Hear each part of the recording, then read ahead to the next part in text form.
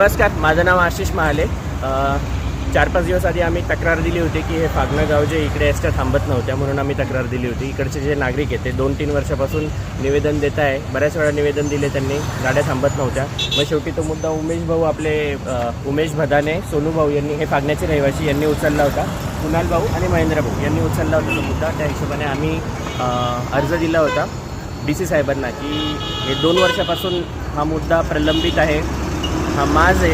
इकडच्या लोकांना गाड्या भेटत नाही, विद्यार्थ्यांना, ज्येष्ठ नागरिकांना गाड्या भेटत नाही. हा माज आहे, हा थांबला नाही तर आम्ही गाईचा शेण तुम्हाला भेट म्हणून देऊ. आणि आम्ही तसं करणार होतो. म्हणून त्यांनी डोळे, म्हणजे त्यांचे डोळे उघडले आणि त्यांनी या साहेबांना आता इकडे ड्युटीवर ठेवले. साहेब, तुमचं नाव सांगा. माझे नाव वाहतूक नियंत्रक छोटू का पारधी. बरं, आणि तुम्हाला काय ड्युटी दिलेली इकडे? इकडे मला ड्युटी प्रवाशांना गाडी थांबवणे आणि गाडीत बसवणे.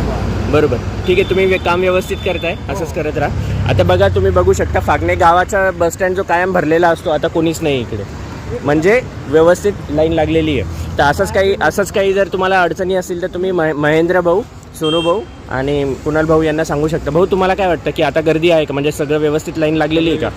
अच्छा, तुम्हाला काय वाटतं भाऊ? बरोबर आहे ना? आणि आधी इकडे काय आरेरावीची भाषा व्हायची का कंडक्टर वगैरे पॅसेंजर्सला, ती पण बंद झालेली आहे आता. थँक्यू भाऊ, आभार आहे तुमचे.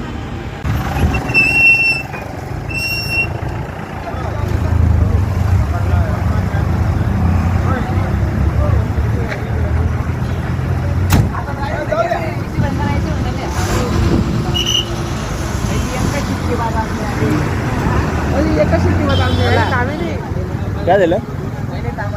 जोरात बोला. पहिले इथं बस थांबायची नाही, आता कसं कंडक्टर आहे तिथं एकच शिट्टीमध्ये बस थांबली इथं डायरेक्ट आता. अच्छा, ठीक आहे. बरं वाटलं ना काम? एकदम काम केलं.